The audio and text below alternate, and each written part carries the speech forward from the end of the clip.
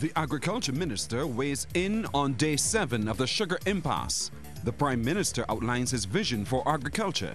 And in sports, the Mumbai Indians go down in flames in the first IPL game. Credible, balanced, committed. This is the CBC Evening News. A very good evening to you. I am Pearson Bowen. The ongoing sugar workers' strike will enter day 8 tomorrow, but there is a glimmer of hope that a resolution could be reached when talks resume at 4 in the afternoon. This follows adjournment of another round of talks today at the Labour Department, where meeting chair, Minister of Labour Dr. Esther Bayer-Suckoo, met separately with the Barbados Workers' Union and the Barbados Agricultural Management Company officials. The hope of a settlement could lie with a draft agreement document put to both sides by the Labour Ministry earlier today. A second draft of that document was made, and both sides will retire tonight to examine it and return tomorrow with a decision as to whether they will sign. While officials from the BAMC again declined to speak to the media, BWU General Secretary Sir Roy Trotman said any agreement must entail their two main issues: the apology and an enhanced package for the 57 workers made redundant at the Andrews factory. Everybody is being driven by two practical realities. One is that there's going to be a stoppage in the sugar industry. Good Friday is a non-work day, and Easter Sunday is a non-work day. So I believe everybody is cognizant of that reality, so that even if there had been a resolution today, I would think that there would be only limited work tomorrow. Sir Roy, however, says that for the first time he was more optimistic today than he was 2 days ago. He says since the draft document was embargoed, both sides cannot speak to its content, but he acknowledged that the apology and the enhanced separation package for workers must form part of any resolution reached by the union. He says some workers were also concerned that they never got an opportunity to be given an option for early retirement. A lot of people had already made up their minds that they would take the opportunity offered by the company's correspondents to have early retirement. Even as we speak today, they're still asking me, what is their position? Are they still going to be able to raise that question? That is an unanswered question, and we should never rise from these talks unless we are able to resolve issues of that sort. Well, Agriculture Minister Dr. David Estwick believes this year's sugar crop might be lost if the current impasse between the Barbados Workers' Union and the Barbados Agricultural Management Company does not end.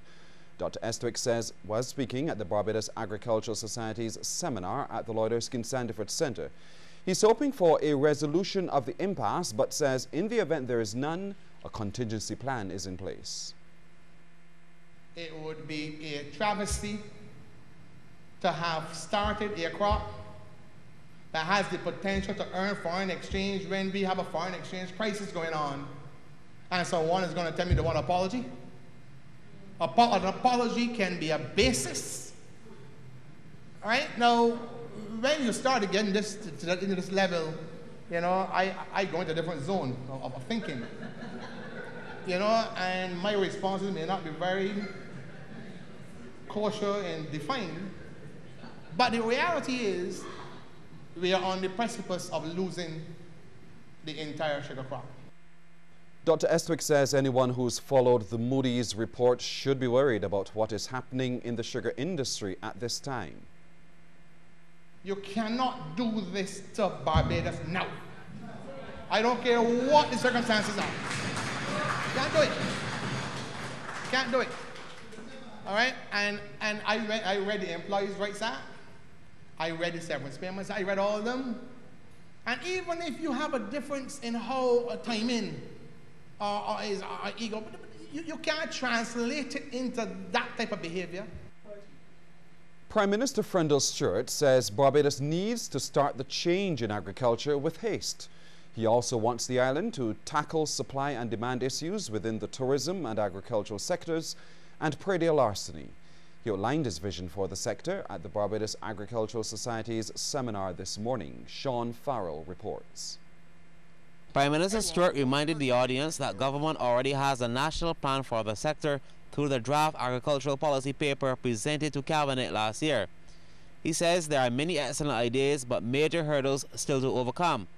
One of them, he suggests, is the lack of synergy between agricultural production and the consumption needs of the tourism industry. It is my view, therefore, that the Barbados Agricultural Society, as a legitimate farmers' organization, should not tire of engaging the Barbados Hotel and Tourism Association as a legitimate hoteliers association on this issue, with a view to putting in place appropriate protocols that bind the Barbados Agricultural Society and on which the members of the Barbados Hotel and Tourism Association can rely. A similar type of engagement should take place with other potential outlets. Prime Minister Stewart says pricing of products is another major area of concern in the local market. He says he doesn't think farmers have done enough to impress their customers, that in buying local they are supporting the creation and protection of jobs as well as saving foreign exchange. There is a mighty battle of public education ahead that must be jointly shared, and the government must and will assist the BAS and all other local producers similarly circumstanced in the battle for the minds, bodies, and palates of our people. The challenge in this regard should not be underestimated, and this perhaps is one of the biggest tasks ahead. Prime Minister Stewart says he's still pushing for stiffer penalties for people caught engaging in predial larceny. He says he was impressed about the seriousness of the scourge while in discussions with farmers during the recent tour of AgriFest. I assure you that the government has been taking a comprehensive look at this problem with a view to tackling it in a holistic way. Intended approaches will include fixing the receiver with the responsibility to certify that the supplier can account for the origin of the item being supplied in accordance with the standards set by the amended law. Penalties will be stiffened to deal with both parties if collusion is established. Mr. Stewart says he hopes new developments in the sector will, over time, trigger the return of Barbadians to the land. Sean Farrell, CBC News. The Fair Trading Commission could soon make a ruling on the recent hike in the price of sand coming from Walker's Quarry in St. Andrew. News of this from Industry Minister Donville Innes. His comments followed the decision by the quarry to increase sand prices by 85%, leaving scores of small contractors up in arms. Minister Innes says his ministry will get a first look at the FTC's findings. They're expected to wrap up their investigations sometime within the next 2 to 3 weeks, and then submit their findings to my ministry and the appropriate applicants, and thereafterwards we would see what we have to do with the matter. But suffice to say that there are enterprising Barbadians who started to look at solutions of their own in terms of alternative sites or importation or whatever, and that is free enterprise. But the issue of the recent increase in sand prices, as I said before, is being addressed by the competent authority at this point. The minister spoke to the media about the development after a tour of the Arawak cement plant in St. Lucie. And there was some good news for the construction industry. The company is assuring local contractors that Arawak will not be raising the price of cement despite government's recent decision to remove the fuel subsidy. While it will force the cement manufacturer to spend $750,000 more on diesel annually, Chief Executive Officer of the parent company TCL Group, Dr. Rollin Bertrand, says Arawak will absorb that cost. Our strategy is, if the subsidy is removed, how can we now find a way to mitigate those additional expenses? And we do have strategies in train for fuel efficiency, improving fuel efficiencies to significantly mitigate those strategies so that we don't have to pass on the additional cost to the consumer. The tribunal set up under the Employment Rights Act is preparing to have its first hearing soon. This news from Labour Minister Senator Dr. Esther Bayer-Suckoo. She told the launch of May Day celebrations for this year that since its proclamation, people have been familiarizing themselves with the provisions of the Act. She also revealed that the Labour Department has had several complaints put before it. There are a number of cases, many cases, before the tribunal right now, and the tribunal is ready to be meeting soon. They've spent the last year in preparatory work, making sure that all the administrative and other arrangements have been in place, put in place so that they can start, and when they start, move very smoothly. Like the Act and those other persons working with the Act, the tribunal will also have a learning curve. And as they go along and needs arise, of course, we are committed to addressing those. Senator Bayer-Suckoo says since it was passed a year ago, the Labour Ministry has been receiving questions about the legislation. When we passed the legislation, we did say that it was not perfect. We knew that there would be a need for some review. There will have to be a review, but of course this will happen after the tribunal has heard a lot of cases and so on, and they can contribute and say where they find some of the weaknesses. We will not just be asking the tribunal, but we will be asking all our stakeholders, including workers and workers' representatives in the union, employers and others, for their feedback on the Employment Rights Act today, because we know that we will have to fine-tune some areas of that legislation. Local company Pinnacle Feeds is stressing that the meat of animals fed with its products will remain safe for consumption.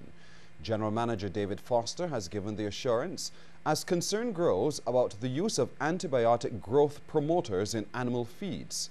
Mr. Foster says Pinnacle Feeds supports the adoption of the best available technology to enhance livestock production, but he says the company does not believe in using processes that can compromise human health.